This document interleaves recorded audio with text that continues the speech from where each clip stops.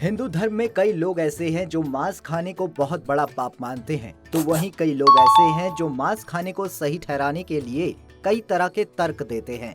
ऐसे में मांस खाना असल जीवन में पाप है या पुण्य, ये सदियों से चर्चा का विषय बना हुआ है। मांस खाने को लेकर हमारे अलग अलग धर्म ग्रंथों में अलग अलग चीजें लिखी गई हैं, लेकिन आज हम जानेंगे कि हिंदुओं का पवित्र ग्रंथ गरुड़ पुराण इस विषय पर क्या कहता है। तो दोस्तों, एक बार श्री कृष्ण अपने बालपन में हमेशा की तरह पेड़ के नीचे बैठकर बांसुरी बजा रहे थे। तभी भागता हुआ एक हिरण उनके पास आया और उनके पीछे छिप गया।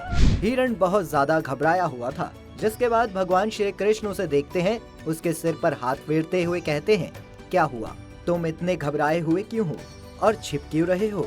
भगवान ने अपनी बात पूरी ही की थी कि तब तक एक शिकारी भागा भागा उनके पास पहुंचा और बोलता है कि ये शिकार मेरा है, मुझे दे दो, इस पर मेरा अधिकार है। शिकारी की बात सुनकर भगवान श्री कृष्ण कहते हैं कि जीवित जीव पर उसका खुद का अधिकार होता है, न कि किसी और का।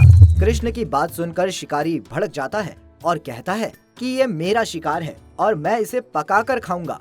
तब श्री कृष्ण शिकारी की बुद्धि देखकर कहते हैं, किसी भी प्राणी को मार खाना पाप की श्रेणी में आता है, ऐसे में क्या तुम पाप के भागी बनना चाहते हो। कृष्ण की बात सुनकर शिकारी बोलता है कि मैं तुम्हारे जितना ज्ञानी नहीं हूँ, इसीलिए ये पाप पुण्य का लेखा जोखा मैं नहीं जानता हूँ। मुझे बस इतना पता है कि इस जीव को मारकर मुझे अपने परिवार को भोजन करवाना है, वरना वो लोग भूखे ही रह जाएंगे।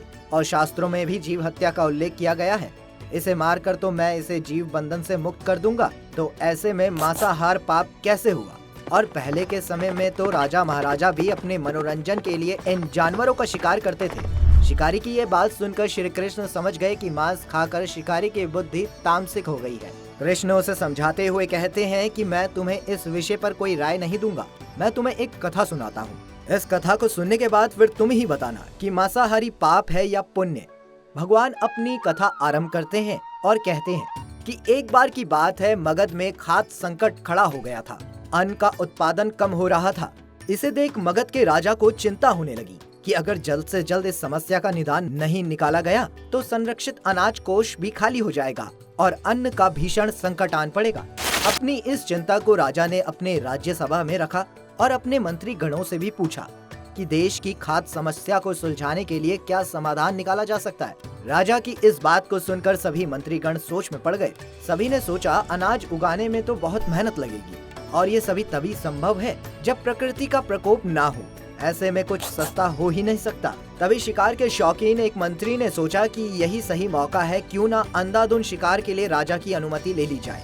अपना फायदा देखते हुए उस मंत्री ने भरी सभा में कहा कि सबसे सस्ता होता है मांस, इसके लिए धन खर्च करने की आवश्यकता भी नहीं पड़ती है और इससे बना खाना पौष्टिक भी होता है। सभी सामंतों ने मंत्री की इस राय पर हामी भर ली, लेकिन प्रधानमंत्री अभी भी शांत बैठे थे। प्रधानमंत्री को चुप देखकर राजा ने कहा, प्रधानमंत्री आप चुप क्यों हो, आपकी इस विषय पर क्या राय है। प्रधानमंत्री ने कहा, महाराज मैं नहीं जानता कि मांस सस्ता है या महंगा, लेकिन मैं इस विषय पर अपने विचार आपको कल बताता हूँ। सभा खत्म होने के बाद उसी रात प्रधानमंत्री अपने घोड़े पर सवार होकर उस सामंत के घर पहुँचते हैं जिसने मांस के सस्ते होने का प्रस्ताव रखा था। आधी रात को प्रधानमंत्री को अपने घर आता देख सामंत घबरा जाता है और किसी अनिष्ट के होने की आशंका से कांपने लगता है। प्रधानमंत्री उनसे कहते हैं, संध्या काल में महाराज बहुत बीमार हो गए हैं और उनकी हालत बहुत ज्यादा खराब हो गई है।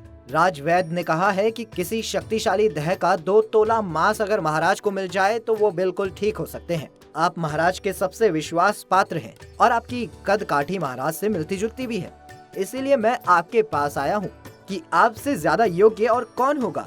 इस बलिदान के लिए आप जो मांगेंगे मैं आपको देने के लिए बिल्कुल तैयार हूँ।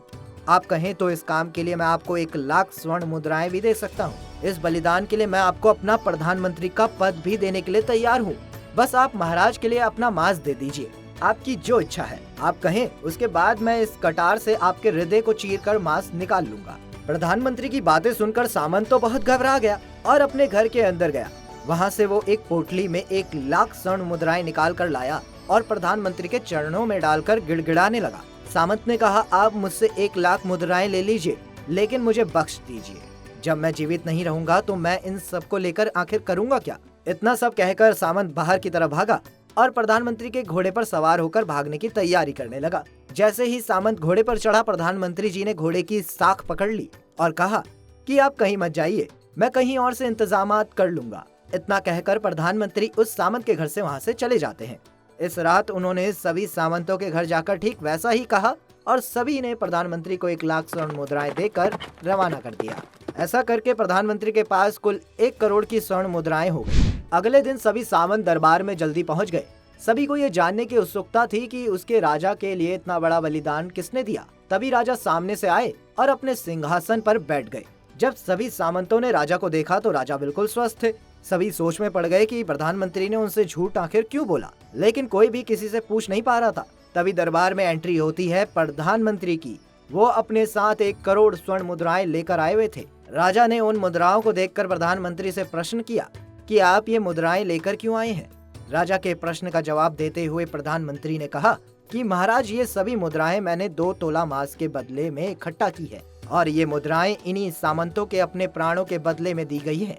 अब आप खुद ही हिसाब लगा लीजिए कि मांस सस्ता है या महंगा। राजा को बात समझ में आ गई। उन्होंने अपनी प्रजा को अनाज उगाने के लिए और मेहनत करने का निवेदन किया और राजा ने खुद के अनाज भंडार से अनाज देकर प्रजा की मदद की।